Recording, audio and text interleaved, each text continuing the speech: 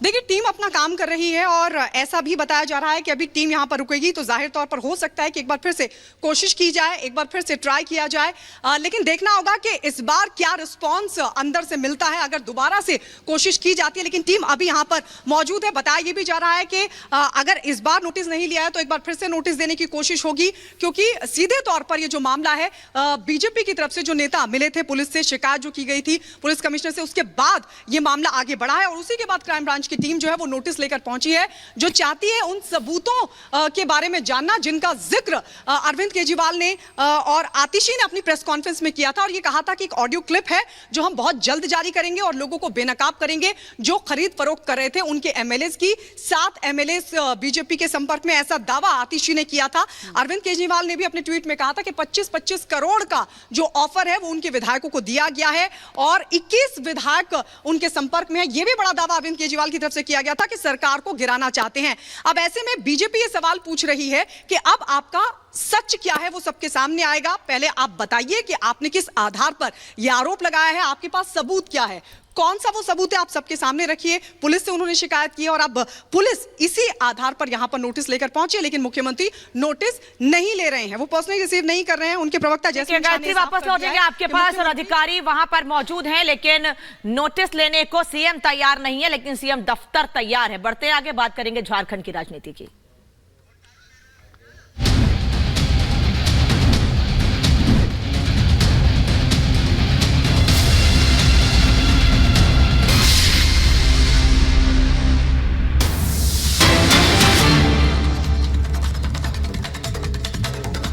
और बड़ी खबर आपको बता दें, हेमंत सोरेन को लेकर निकली ईडी की टीम जेल से लेकर ईडी के दफ्तर ले जा रही है। 5 दिन के रिमांड पर है। इस दौरान उनसे पूछताछ की जाएगी और वो पूछताछ जेल में नहीं बल्कि ईडी दफ्तर में होगी, इसीलिए जेल से ईडी दफ्तर ले गई है ईडी की टीम। हेमंत सोरेन को, पूर्व मुख्यमंत्री झारखंड को, जमीन घोटाले के मामले में उन्हें गिरफ्तार किया गया। फिर अदालत ने उन्हें 5 दिन के ईडी रिमांड पर दे दिया है और अब ईडी उनसे लगातार पूछताछ करके कड़ियां खोलने की कोशिश कर रही है। तो जेल से लेकर के ईडी दफ्तर निकली है ईडी की टीम और दफ्तर ले जाकर के वहां पर पूछताछ की जाएगी। खनन घोटाला हो, जमीन घोटाला हो, तमाम ऐसे आरोप है जो कि झारखंड के पूर्व मुख्यमंत्री हेमंत सोरेन पर लगे हैं और इन्हीं आरोपों को लेकर के सवाल जवाब ईडी की टीम करेगी, जिसे लेकर के ईडी की टीम सीएम सोरेन को निकली है और अपने दफ्तर में ले जाकर के ये पूछताछ करने वाली है। झारखंड में सियासी उठापटक भी इस दौरान काफी देखने को मिला, जहां झारखंड के मुख्यमंत्री अचानक से पहुंचे इस्तीफा देने के लिए और विधायकों की तैयार थी सरकार बचाने के लिए। और एक और बड़ी खबर झारखंड से ही, सीएम चंपई सोरेन ने बड़ा बयान दिया है। कह रहे हैं हम बहुमत साबित करने में सफल होंगे।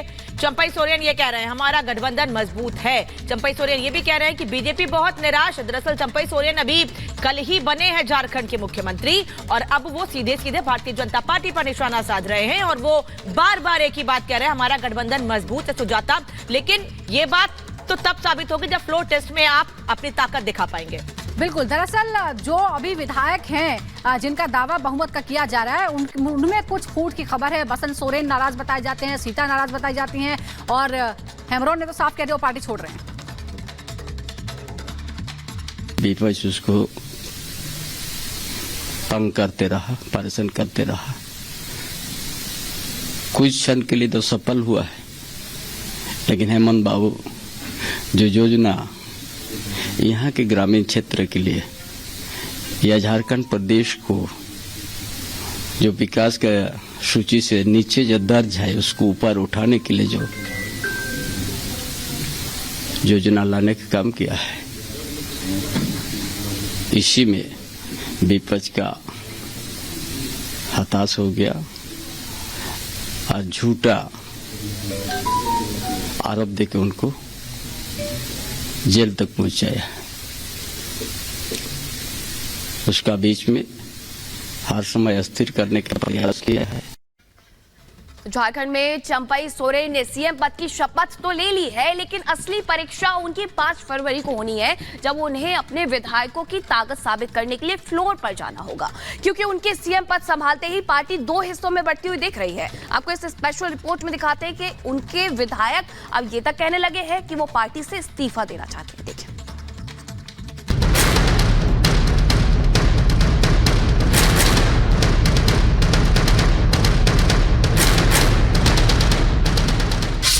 बहुमत की कसौटी, चंपई के सामने बड़ी चुनौती। चंपई की शपथ पूरी, आप शक्ति परीक्षण की बारी। मैं चंपई सोरेन ईश्वर की शपथ लेता हूं कि मैं विधि। झारखंड में जेएमएम के नेता चंपई सोरेन ने मुख्यमंत्री पद की शपथ ले ली है, लेकिन उनकी मुश्किलें कम होने का नाम नहीं ले रही हैं। ऐसा इसलिए क्योंकि उनकी असली परीक्षा 5 फरवरी को होगी, जब उन्हें अपने विधायकों की ताकत साबित करने के लिए फ्लोर पर जाना होगा। लेकिन उससे पहले ही पार्टी में बगावत के सुर पनपने लगे हैं। जेएमएम विधायक लोबिन हेम्ब्रम ने पार्टी में बाहरी नेताओं का कब्जा करने का आरोप लगाते हुए पार्टी से नाता तोड़ने का ऐलान कर दिया है। वहीं कांग्रेस के नेता गुलाम अहमद मीर ने दावा किया कि गठबंधन की सरकार में सब कुछ ठीक चल रहा है। इतना ही नहीं, उन्होंने बीजेपी पर साजिश रचने का आरोप भी लगाया है।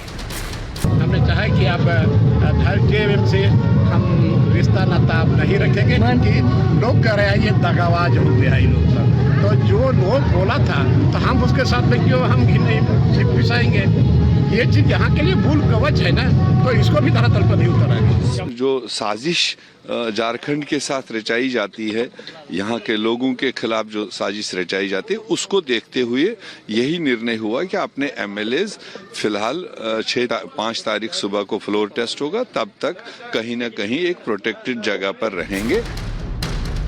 झारखंड में चंपई सोरेन ने सीएम पद तो संभाल लिया है, लेकिन असली पिक्चर अभी बाकी है, क्योंकि विधायक टूट ना जाएं, इसके लिए इंडी गठबंधन के विधायकों को तेलंगाना पहुंचाया गया। विधायक चार्टर्ड फ्लाइट से रांची से हैदराबाद पहुंचे। सभी एमएलए लियोनिया रिसोर्ट में ठहराए गए हैं। महागठबंधन सरकार और जेएमएम पार्टी में मचे भूचाल पर बीजेपी की पूरी नजर है। बीजेपी के नेता लगातार भ्रष्टाचार का आरोप लगाते हुए सरकार को घेर रहे हैं। इतना ही नहीं, उन्होंने चंपई सरकार को रिमोट कंट्रोल की सरकार बता दिया है। जो चंपई सोरेन हैं, वो शिबू सोरेन परिवार के बहुत नजदीकी हैं, तो स्वाभाविक है कि रिमोट कंट्रोल से ही चलने वाले हैं, और रिमोट कंट्रोल होगा सोरेन परिवार के पास। उनके अपने अंदर का अंतर्कलह है, क्योंकि ये अपने में विश्वास नहीं है, अविश्वास की स्थिति है कि ये लूट के में हिस्सेदारी चाहते हैं और बड़ी हिस्सेदारी चाहते हैं। तो लूट में हिस्सेदारी चाहिए, और अभी चूंकि अब कम समय बचा है, 1 साल का समय बचा है, तो लोग चाहते हैं कि हम इसमें जो है सबसे बड़ा स्टेक होल्डर बने, ताकि ज्यादा ज्यादा जो है हम लोग कमा सके। झारखंड की सियासत पर असली खेला होना तो अभी बाकी है, क्योंकि सरकार को बचाने के लिए गठबंधन के विधायकों की बाड़ेबंदी की जा रही है, तो वहीं पार्टी के विधायक नाता तोड़ने की बात कर रहे हैं। अब देखना ये दिलचस्प होगा कि 5 फरवरी को होने वाले फ्लोर टेस्ट में चंपई सोरेन बहुमत हासिल कर पाएंगे या उन्हें इस्तीफा देना होगा। Bureau report, Republic Bharat. तो नए मुख्यमंत्री के सामने जहां बहुमत साबित करने की चुनौती है, तो पूर्व मुख्यमंत्री को सवालों का सामना करना है। इस बीच खबर आपको बता दें, ईडी की टीम जेल से लेकर ईडी दफ्तर गई है हेमंत सोरेन को, जहां पर उनसे पूछताछ होने वाली है।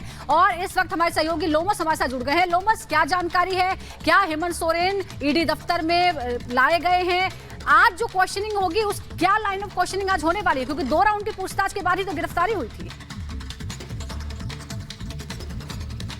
बिल्कुल, मैं आपको बता दूं कि अब से कुछ ही देर के बाद जो ईडी की टीम जेल पहुंची थी, होटवार जेल पहुंची थी, वो उस जेल से निकल चुकी है हेमंत सोरेन को लेकर के। और अब से कुछ ही देर के बाद ईडी की टीम उन्हें लेकर के ईडी कार्यालय आएगी, जहां पर उनके द्वारा ईडी के द्वारा उनसे पूछताछ की जाएगी। आपको एक दृश्य दिखाना चाहेंगे कि ये ईडी कार्यालय है, और यहाँ पूरी तरीके से अलर्ट हो चुके हैं। यहाँ पर जितने भी सुरक्षाकर्मी हैं उनको अलर्ट कर दिया गया है। और अब से कुछ ही देर के बाद जो ईडी के अधिकारी होटवार जेल गए थे, वो हेमंत सोरेन को लेकर के ईडी का दफ्तर पहुंचने वाले हैं। यहां पर उनसे पूछताछ होगी, क्योंकि 5 दिनों का समय कोर्ट ने दिया है इस पूछताछ के लिए। हालांकि हेमंत सोरेन को जेल में रखने की यहां पे बात कही गई है, 5 दिन तक वो होटवार जेल में ही रहेंगे, लेकिन ईडी जब जब चाहेगी पूछताछ के लिए वो अपने दफ्तर हेमंत सोरेन को ले जा सकती है। साफ तौर पर अब से कुछ ही देर के बाद हेमंत सोरेन को ईडी यहां पर ईडी दफ्तर लेके पहुंचेगी, जहां पर पहले दौर की पूछताछ होगी। 5 दिनों की पहले दौर की पूछताछ होगी। इससे पहले आपने देखा था कि हेमंत सोरेन को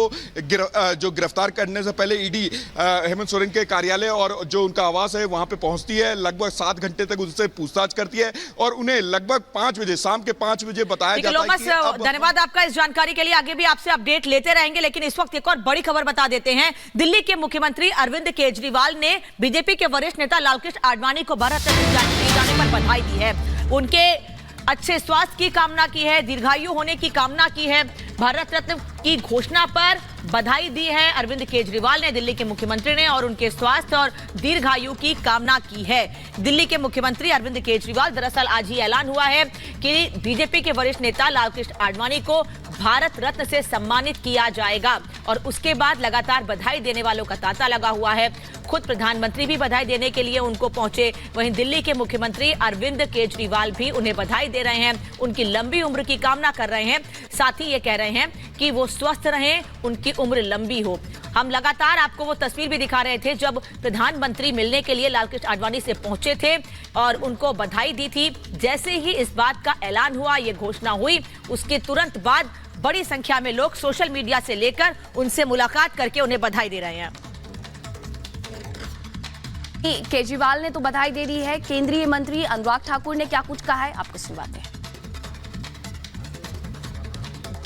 के सबसे बड़े नेताओं में से और स्टेट्समैन के रूप में भी जाने वाले, भारतीय जनता पार्टी का संगठन का बहुत विस्तार करने वाले और जिन्होंने राम मंदिर के लिए यात्रा भी की, संकल्प भी लिया, ऐसे हमारे प्रिय नेता लालकृष्ण आडवाणी जी को भारत रत्न देने का जो निर्णय प्रधानमंत्री मोदी जी ने लिया है, वो करोड़ों हिंदुस्तानियों को बहुत प्रसन्नता उनके चेहरे पर लाई है। मैं उनका बहुत बहुत आभार प्रकट करता हूं, आडवाणी जी को बधाई देता हूं। हम जैसे कार्यकर्ताओं को जिन्होंने सींचा है, बढ़ाया आगे है, उनके लिए तो बहुत महत्व का दिन है कि जो उनके सारथी उस समय भी थे, उनके रथ में भी थे नरेंद्र मोदी जी, वो आज देश के प्रधानमंत्री है, उन्होंने भारत रत्न देने का जो निर्णय लिया है बहुत स्वागत योग्य है।